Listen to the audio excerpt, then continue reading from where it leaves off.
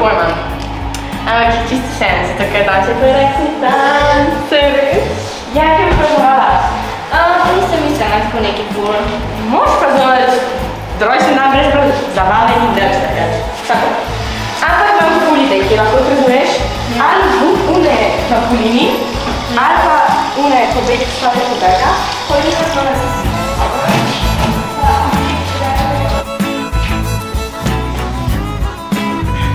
Okay. 10 minut še do odmora. Glede na to, kar vidim in me veseli, smo vse naredili.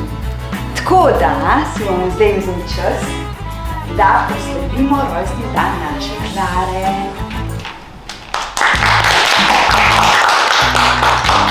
Klara, jaz ti želim vse najboljše, veliko zabavnih dogodivščin s prijatelji, pa ne pozabiti na šolo, prav?